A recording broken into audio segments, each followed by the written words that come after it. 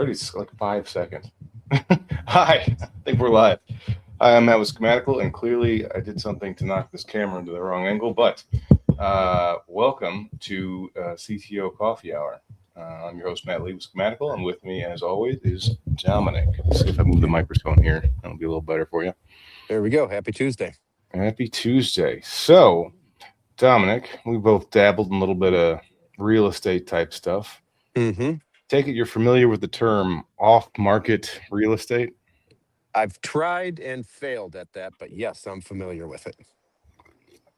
Well, uh, to those of you that aren't super versed with that, you generally, once a piece of real estate is listed on a market, then it becomes commoditized. It's subject to the market's prices, right? But if you're looking for a good deal, you want to find something that isn't listed on a public marketplace because the user, the person selling it, hasn't bothered list it. Maybe they're not a savvy, seller. Maybe something's wrong with it. Maybe they hadn't really been thinking about selling it. It wasn't, Maybe they're a hoarder and they don't want to show their house to the public or any number of different things. yeah, Absolutely. they didn't understand the value of the property. hmm And so that, that works out in some certain ways, and also, I mean, yeah. So the right now we've got this AI gold rush, and hmm everybody's training with what we'll call on market data. So the sum total of Wikipedia and Reddit and everything else that's on. Well, let's say the publicly facing Reddit, because there could be an argument made that the private Reddit data is very much off market data. I can give you that. Okay, so that's good. Description, but it trains fairly generic stuff. There's no, you don't have an edge against anybody else. Like hmm you're training against Google and Anthropic and all these other guys. There's no edge there. So you're kind of at a disadvantage because they have a Yep. huge scale advantage. Everybody has access to the same public data sources essentially that are out there on the publicly addressable internet. Yes. And so now I believe there's an opportunity for the niches. So these giant juggernauts, you're never going to compete against.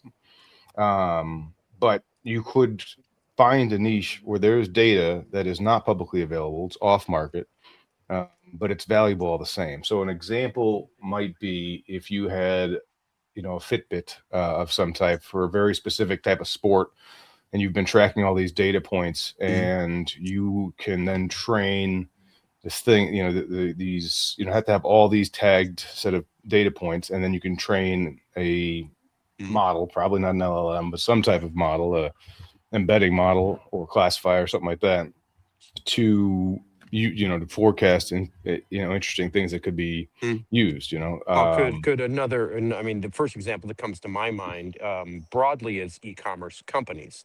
They've got purchase history. Of course, you could scrape the products. Amazon, for example, they have purchase history of all of their customers, and that is hugely valuable if you were to want to figure out something to sell to anybody on the internet.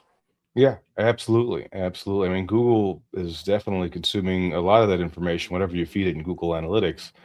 But hmm are they actually acting on that, and do they actually know the full scope of things there, and can they actually put it to action? Well, they might not be able to, hmm but luckily we can. Using some of the techniques I've been working on lately. So yeah, uh, So, I mean, I could see something like, a less obvious example might be, let's say you own a couple dozen dental clinics. You perhaps could use that data to dramatically increase your revenues by it, learning more about your customers and touching them at the right times, or it, not that the same. Sorry, go for it. No, let me riff off of that because you're absolutely right. If you even if you didn't own the dentistry, but you somehow had the rights to millions of dental records and shots of cavity, not cavity, then you could definitely train an AI to basically be an AI radiologist at that point. Mm-hmm. And they are doing it. That's almost so mainstream that it's not doesn't qualify as off market, but I mean it could. But I'm trying to think of like other things. I'm trying to think of there's niches where it's not, because healthcare is going to be a big one right now. Mm-hmm. um yeah, AWS Nova just became HIPAA compliant. So I'm just saying, like they're putting Mm. AI in everything. Actually, just had a Well, I conversation mean, with think an about maybe even apartments.com and their back end data to know what's the likelihood of somebody renting an apartment or this apartment or that apartment. That could be valuable, maybe not to real or, apartments.com alone, but perhaps to real estate developers saying, where is the best place to put what category of apartment, super luxury, medium luxury, standard, affordable housing based upon the rental trends based upon apartment.com data. Yeah, that's a good one. Another one would be if you had access to a ton of data on, like, say, energy production, and you Mhm. could, take a look at either seismic, underground imagery, or Mm. satellite imagery to take a look and be like, hey, this area right here, based on today, that affects the futures of this, Mhm. production in here, which Well, then we can trade on. So it's I, all I that knew data there. right there. I knew there was a company that was actually taking satellite data and looking in the spring at the crop coverage and the particular UV light reflections that came off of the various leaves at various stages to predict what the yield was going to be months in advance of what the yield actually was. And of course, there could be variance, there could be a drought, other things, but based upon historical data, they were playing the futures market based upon satellite imagery of crop data. Yeah, that's I got a friend that's in farmers insurance, and he's more on the studying side, not the selling it side, but the just to go out there and be like, hey, here's the damage and all that stuff. Mm, And I'm like, what can I do? Like, could we partner on something where we could be able to forecast risks models that would decrease their risks significantly. I mean, and mm, ideally, also help the farmers, because we'd be like, this year is going to be a real bad year for flooding. Go buy a bunch of sandbags and make sure you're ready. You're diverted Well, you've it done is a everything you can. super El Nino, La Nina, El Nino year this year. So there's going to be some weird things that's not related to this at all. But that is looking at historical data that's public, not off market. Right. Well, so that, that, yeah, but the data of basically how it actually affects these crops and whatnot on a, Mm, not just like on a, okay, like the sum total of the entire industry, this is what we're doing, like you can see this farm at this lat long, the crops have this effect or that effect, or the yields in this mm, corner of the yard, of the field, are 20% less than this, and just being able to zero in and not just be so generic, and have very specific individual predictions for each individual, I mm, mean, row of crops. mm. That and being able to sum that up instead of just saying, yeah, Huh. we're just going to do the average of all this together. It could be very powerful. So I don't know if this would be considered off market data, but this would be more of a massive data aggregation game per se. Pre foreclosures, every single county puts out tax records, et cetera. If you could find a way across the country to look at that, you could do some pretty powerful things with that as well. But that would require you to aggregate a data set that the sum effect of that data set is it's essentially, uh, I don't want to call it off market, but it's so complete that nobody else can compete with it. And that's something similar, different but similar, I would think. Yeah. Yeah. I mean, I'd wager Google's scale, if it's publicly available, they could do something with that. I mean, they got to Mm, be, having LLMs parse these things and standardize them in a format that they can handle. So again, I'm less excited about that one, but I mean, I can see it having some value. I think real estate's such a saturated niche. I don't know if that's mm, something I want to try and compete in at scale. But with that said, I think we could find something. I'm trying to, the energy markets I find extremely fascinating right now, and then you end up with these interesting, like, little niche, especially as the global supply chains are being kind of moved around. You end up with these little niche markets where they're being powered in different ways. I mean, so much. Yeah, there's it's such an interesting bubbles. Everything's bouncing off each other. Everything ripples when you change one thing, like dropping a pebble in a pond, where all of a sudden now people are, having to go back to older type means of heating from the cleaner ones in a lot of ways because of various reasons. But they're burning fossil fuels, and so now or not even fossil fuels, they're burning just wood because they're mm, trying to keep their house warm in the winter. It's like, okay, well then where are they getting the wood from? And just being able to mm. understand kind of how it all interacts with each other. and the various pipelines. Oh my gosh, I'm just ranting right now, but you Mm. kind of get the idea. So off-market data. Where does this stuff live? What are some of your ideas insofar as people that may or may not have this data? Who do you think could be out there holding on to it that isn't using it? If you've been tracking, user sales as an example, and you haven't actually put that, to work for you, or you've been tracking, like I said, imagery or stats on cornfields or something like that, and you've got enough where you can have a kind of a right and wrong. You can see, hey, Mhm. this weather pattern resulted in this type of field. If you've got that data, it's just gathering dust, or Mhm. you don't have that data, but you have the means to collect that data, and you could start collecting it at a rapid pace with enough scale, enough people, or enough data points that we can actually Mhm. train something on it.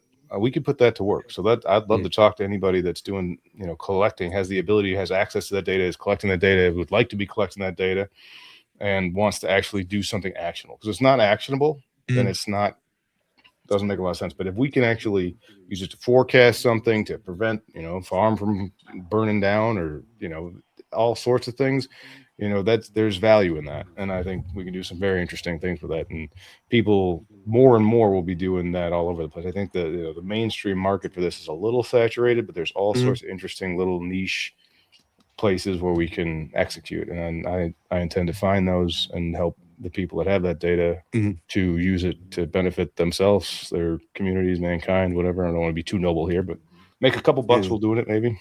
Yeah, well, I mean, my brain is spinning. Like U-Haul has massive amounts of data. I'm sure they're using it. Mid-sized restaurant franchises across their various locations, et cetera. That's Not it. just forecasting sales, but digging deeper into it, and maybe new product development or product optimization or other things like that.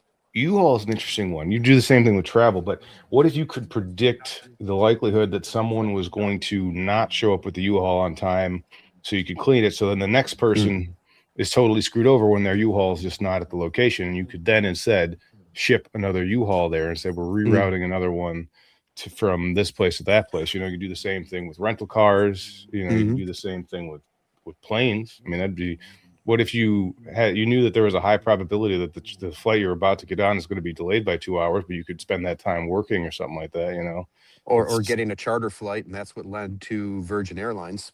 yeah, exactly. Or they could, predict that, hey, this plane's likely to have maintenance, have another one ready to go, Hmm. and then this other one's got a near zero chance of having any delays. We don't need to have an extra one ready to go there. That you could really increase Or customer satisfaction there. or how could you even use that, dare I say, on the modern battlefield? Yeah, I suppose so. I'm I, sure that's already being thoroughly researched. yeah, And that private data will almost certainly remain private data. yeah, could be. It's a dark place to go with this. Well, I mean, my geography brings this just front of mind right now. So Yeah, understandable. So let's try and turn this thing around. real estate. Um, yeah, it's I and mean, it's that ties the into U-Haul. It's not just getting the U-Haul there, but where are they going? What are they doing? What are the migration patterns? And what does that mean? Again, that could tie back into real estate as well. I mean, all these things could be interconnected, and you need to see.